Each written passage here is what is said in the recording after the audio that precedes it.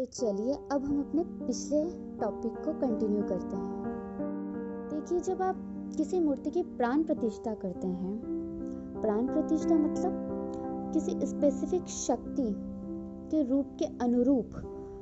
उनकी एक पाषाण की मूर्ति बनवाकर उस मूर्ति में उस शक्ति को इन्वोक करना या फिर उस मूर्ति में उस शक्ति के प्राणों को फूंकना। जैसे ही किसी मूर्ति की प्राण प्रतिष्ठा कर दी जाती है किसी स्पेसिफिक मंदिर में, उस प्राण प्रतिष्ठा के बाद में उस मंदिर पर उसके आसपास के जो एरिया होता है, उस एरिया पर अगर वो किसी स्क्वायर पे बना हुआ है तो उसका जो आंगन होता है बाहर का, उस पर किसी का कोई हक नहीं रहता। उस दिन से वो उस सारी जगहों पर जिस शक्ति को आपने इन्वोक किया है उसका हक होता है, या ये कहें कि उस दिव्य शक्ति का घर हो जाता है वो, यानी कि मंदिर मतलब भगवान का घर। ऐसे जो भी सिद्ध मंदिर होते हैं, सिद्ध मंदिर, उसके आसपास के परिसर, या ये कहूँ कि किसी योगी की समाधि, कोई सिद्ध वृक्ष या बेलपत्र का वृक्ष, या कोई भी सिद्ध स्थल, इससे फर्क नहीं पड़ता है कि वो किस धर्म का है। हर वो स्थल जहाँ की भूमि ऊर्जान्वित है, पावरफुल है, प्रचंड है वहाँ की ऊर्जा, ऐसे सभी स्थलों पर अगर आप आपके गृहस्थ की बातें कर रहे हैं, गृहस्थ की बातें मतलब क्या, आप बैठकर गॉसिपिंग कर रहे हैं, किसी की बुराई कर रहे हैं, किसी के अवगुणों का चिंतन कर रहे हैं, किसी की निंदा कर रहे हैं, या फिर आपके घर पे आपका टाइम पास नहीं हो रहा है तो आप ऐसे स्थलों को चलो यार चलते हैं अपने दोस्तों से बात करने के लिए, या फिर माने आपकी वाइफ से बात करने के लिए, या आपकी गर्लफ्रेंड से बात करने के लिए, किसी से भी कॉल पर बात करने के लिए अगर आप चूज कर रहे हैं, या फिर जो भी आपके झगड़े होते हैं उनको सुलझाने के लिए आप चूज कर रहे हैं, पॉलिटिक्स लगा के रखा हुआ है, अगर आप बैठ करके, इनफैक्ट आप अगर बैठ करके किसी व्यक्ति के बुरी चीज़ों का चिंतन भी कर रहे हैं, या जो लेडीज होती हैं वो वहाँ बैठ के अपनी सास की बुराई, बहू की बुराई, या फिर मान के चलो वो ऐसे हैं, वो वैसे हैं, वो तो ऐसे हैं, मतलब कुछ भी चीज़ों के बारे में कम से कम 50 to 60% लेडीज़ों की बात ऐसी ही होती है। बहुत, फिर भी मैंने एक रेशो लिया है 50 to 60, क्या बोलूँ मैं, कम से कम 80% लेडीज़ की बातें वही होती है जो कि लो वाइब्रेशनल होती हैं। ये हुआ था, वैसा हुआ था, वो वैसा है, ये वैसा है। आप इस तरीके की कोई भी बातें कर रहे हैं, आप वहाँ पे गुटखा खा के, ऐसे स्थलों पर आप गुटखा खा के थूक रहे हैं, आप बीड़ी पी रहे हैं, आप सिगरेट पी रहे हैं, आप डिफरेंट टाइप के नशे कर रहे हैं, ड्रग्स ले रहे हैं, और ये सारी चीज़ों को लेने के बाद आप अपशब्दों का उपयोग कर रहे हैं, खूब सारी गंदी गालियाँ दे रहे हैं। इनफैक्ट कुछ स्थल तो ऐसे हैं कि जहाँ पर नॉनवेज बना के खाया जाता है भैया।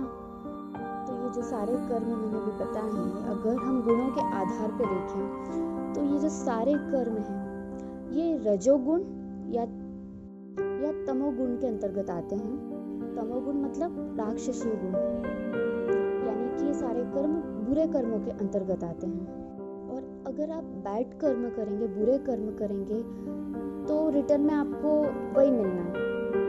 लॉ ऑफ कर्मा यही कहता है, आप जैसा भी बोएंगे ना, आप वैसा ही काटेंगे। इनफैक्ट अगर आप कहीं बाहर कर रहे हैं तो ठीक है, हर जगहों पे कर्म का सिद्धांत लागू होता है, बट अगर आप ये सारे कर्मों को जो मैंने बताए हैं इन जगहों पे कर रहे हैं, सिद्ध जगहों पे कर रहे हैं, तो यहाँ पर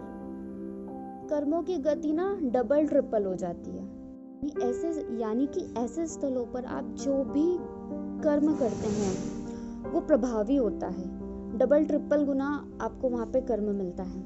अगर ऐसे स्थलों पर आप जाके बुरे कर्म कर रहे हैं तो आपको रिजल्ट भी डबल ट्रिपल गुना बुरा ही मिलेगा। इसलिए इसलिए कहा जाता है कि आप जब भी मंदिर में जाएं तो ऐसे कर्म करें जो कि सतोगुण प्रधान हैं, क्योंकि सतोगुण प्रधान अगर आप कर्म करेंगे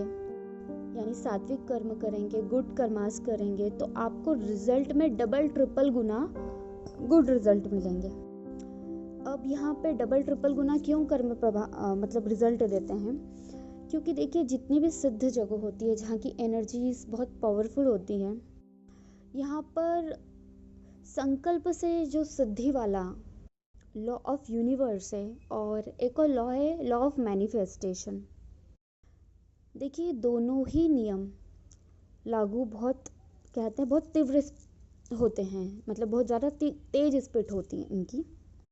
और बहुत फास्ट रिजल्ट देते हैं। आप बुरे कर्म करोगे तो आपको तुरंत से कहीं से कुछ बुरा हो जाना है आपका, ज़रूरी नहीं है कि वो किस एरिया में होगा, लाइफ के किसी भी एरिया में आपको रिजल्ट देंगे। ऐसे ही जब आप सत्कर्म करते हैं, किसी के लिए दुआ करते हैं, किसी के लिए प्रार्थना करते हैं, तो किसी के लिए उसके कल्याण के लिए कामनाएं करते हैं, तो उसका रिजल्ट भी आपको डबल ट्रिपल मिलता है, यानी कि पुण्य कर्म बहुत बढ़ जाता है। चलिए इस पॉइंट को अब हम एक एग्जाम्पल से भी समझने की कोशिश करते हैं। चलिए कुछ क्षण के लिए मान लीजिए कि आप भगवान हैं और आप जिस घर में रहते हैं वो मंदिर है। अब मान लीजिए कि आपके घर में बहुत सारी जनता आ रही है और क्या कह के आ रही है, हम मंदिर जा रहे हैं, भगवान से मिलने जा रहे हैं। बहुत बहुत बहुत सारे लोग आते हैं, पर वो आते ही हैं, उसमें से कोई आपसे कनेक्ट करने की कोशिश ही नहीं कर रहा है। कोई आपके घर में आ रहा है, अलग अलग कोनों को चूज़ कर रहा है, कोई कहीं पे कुछ गुटखा थूक रहा है, कोई बीड़ी पी रहा है, कोई सिगरेट पी रहा है, कोई नॉनवेज पका रहा है, कोई गाली बक रहा है, कुछ लेडीज़ें बैठ करके अपनी बातचीत में लगी हुई हैं। मतलब कोई भी आपके घर में घुस रहा है और कुछ भी चीज़ें कर रहा है। इनफैक्ट अगर आपका पूजन भी किया जा रहा है तो वो भी भाई फॉर्मेलिटी के नाम पे किया जा रहा है कि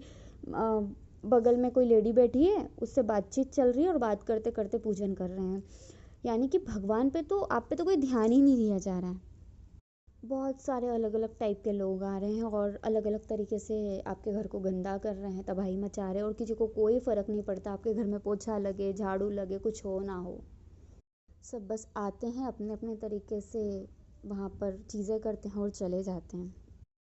थोड़ा जस्ट अ सेकंड के लिए आप सोचिए कि इस तरीके की सिचुएशन में आप हैं, आपको कैसी फीलिंग आएगी। मैं बताऊँ कैसा लगेगा? आपका मन करेगा भाई इनको मैं निकाल के बाहर फेंक दूँ, ताला लगा लो अपने घर पे, मुझे ये लोग बिल्कुल भी नहीं चाहिए। और मान लीजिए अगर आप उनको बाहर निकाल नहीं सकते किसी वजह से, तो आप क्या सोचेंगे, अब अपने घर का कोई ऐसा कोना ढूंढेंगे जहाँ पे आपका ध्यान इन लोगों पे ना हो और मतलब ही नहीं रखेंगे इन लोगों से। एग्जैक्ट ऐसा ही आप लोग जब मंदिर जाके करते हैं, वो शक्ति को एग्जैक्ट ऐसा ही लगता होगा, वो यही सोचती होगी बैठ के, ये लोग कब यहाँ से जाए, तबाही मचाने वाले लोग, ये नहीं रहते ना तभी मैं अच्छी रहती हूँ। वो जो भी शक्ति वहाँ पे आपने इन्वोक किया वो यही सोचती होगी, डेफिनेटली मैं कह रही हूँ। देखिए आप मूर्ति को ना सिर्फ मूर्ति मत समझिए, प्राण प्रतिष्ठा के बाद कोई भी पाषाण सिर्फ मूर्ति नहीं रहता, उसके अंदर देवी शक्ति विराजित होती है। आप वहाँ पर जो कर्म कर रहे हैं, आप वहाँ पर हर एक एक सेकंड में जो सोच रहे हैं, जो कर रहे हैं, आपके हर एक एक कर्म पर नज़र होती है उसकी, और जैसे आप कर्म करते हैं उस कर्म के अकॉर्डिंग वो आपको रिजल्ट देते हैं। तो आप ऐसे यूं ही कुछ भी मत कीजिए। Thank you so much, lots of love and lots of blessings to all, God bless you all.